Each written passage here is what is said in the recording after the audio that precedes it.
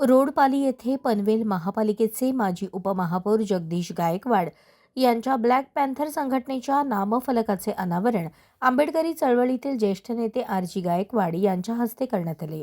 यावेळी बोलताना जगदीश गायकवाड यांनी नवी मुंबई आंतरराष्ट्रीय विमानतळाला लोकनेते दी.बा. पाटील यांचे नाव देण्याच्या मागणीला ब्लॅक पॅन्थरचे सुरुवातीपासूनच समर्थन असल्याचे सांगितले। येत्या 22 डिसेंबर रोजी होणाऱ्या आंदोलनाच्या पार्श्वभूमीवर रायगड आणि ठाणे जिल्ह्यात जनजागृती करण्यात येणार असल्याची माहिती त्यांनी दिली। दरम्यान विमानतळ नामकरणाचा प्रश्न मार्गी लागल्यानंतरच महापालिका निवडणुकांच्या तयारीस सुरुवात केली जाईल, असेही जगदीश गायकवाड यांनी स्पष्ट केले। आंबेडकरी चळवळीतले जुने अनुभवी आणि भारतीय दलित पॅन्थरचे पासून बॉन्डिंग असणारे कोकण नेते आर.जी. गायकवाड यांच्या हस्ते या नामफलकाचा उद्घाटन आज या ठिकाणी करण्यात येणार आहे। खरं तर एक आनंदाची बाब अशी आहे की नवी मुंबई इंटरनॅशनल एअरपोर्ट इथे येत आहे आणि या एअरपोर्टला दी.बा. पाटील साहेबांचं नाव देण्यात येणार आहे आणि 100% दिला जाईल। परंतु आज जी काय चिंता वाटू राहिलेली आहे त्यामुळे तरुणांचा जनसमुदायाने जास्तीत जास्त प्रमाणात या आंदोलनात सक्रिय सहभाग घ्यावा। याकरिता जसं अन्यायाच्या विरुद्ध ब्लॅक पॅन्थरची स्थापना झाली, काला गोरा मतभेद ज्यावेळेस सुरू झाला आणि त्यावेळेस ब्लॅक पॅन्थरची गरज लागली। खरंच दी.बा. पाटलांचा जर नाव मिळत नसेल तर ही ब्लॅक पॅन्थर, तुम्हाला माहिती आहे का, पॅन्थरनं बकऱ्या घालायची सुरुवात केलेली आहे। आता आपण पाहतो की जंगलात जास्त चित्ते यायला लागले तर त्यांना बकऱ्या देऊन शांत करा, पण हे बकरे खाणारे आहेत ऑलरेडी ही पॅन्थर। त्यामुळे इथं किती बकऱ्या दिले तरी ते संपतील आणि म्हणून दिबांच्या नावासाठी ही आज आम्ही खऱ्या अर्थाने एल्गार सुरू केलेला आहे।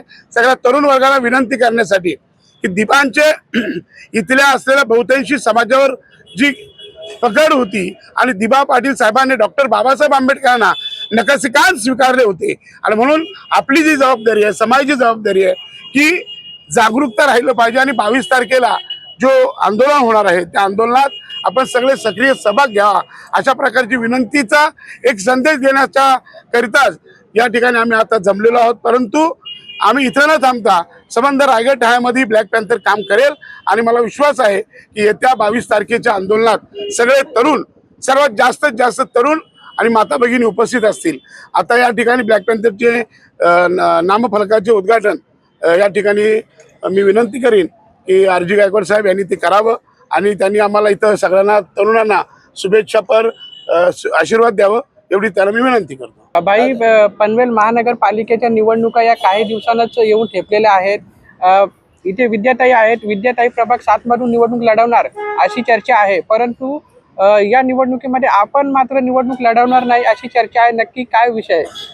मी, माझी बहीण, माझा मुलगा, माझी पत्नी सगळे निवडणूक लढण्यासाठीच आहोत। माझी पत्नी जिल्हा परिषदला अध्यक्ष झाली, माझी बहीण शिक्षण सभापती झाली पनवेलमध्ये, मी इथं उपमहापौर झालो, मी जिल्हा नियोजनला होतो, मी इथं स्टँडिंगला होतो आणि मी पुन्हा ही निवडणूक लढवण्याची तयारी मी करत आहे। पण तो आधी लगन कोंडाने जसं म्हटलं नाही मग रायबाचं, तर त्यामुळं आधी दी.बा. पाटलांच्या एअरपोर्टच्या नामांतराचा प्रश्न सोडवल्याशिवाय निवडणुकीचा भाव आपण नंतर आहे, पहिला नामांतराचा प्रश्न आहे। आणि विद्याताई काय कुठून, आम्ही तर जनरलमधून निवडून येत नाही, विद्याताई काय रिझर्व्हमधून निवडून येत नाही, हे जनरलचे सगळे भावबंद विद्याताई निवडून आणतात आणि त्यामुळे विद्याताईचा निवडीचा प्रश्नच नाही।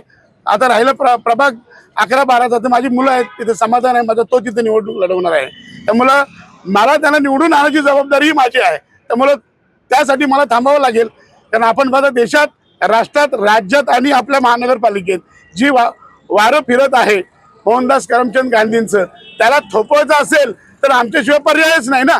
तर त्यामुळं ही सगळी तयारी आम्ही करत आहोत आणि आज ब्लॅक पॅन्थरच्या माध्यमातून त्या सगळ्या प्रक्रियेला आम्ही पाठिंबा देणार आहोत। जगदीश भाई आगे बढ़ो, हम तुम्हारे साथ हैं। जगदीश भाई आगे बढ़ो, हम तुम्हारे साथ हैं। छत्रपति शिवाजी महाराज की जय, छत्रपति शिवाजी महाराज की जय, डॉक्टर बाबासाहेब आंबेडकरांचा विजय असो, डॉक्टर बाबासाहेब आंबेडकरांचा विजय असो।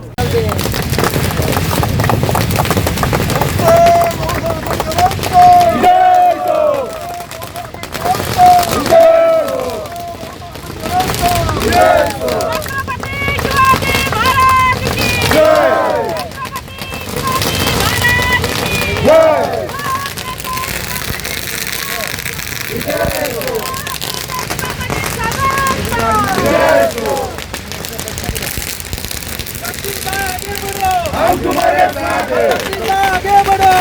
तुम्हारे साथ हैं।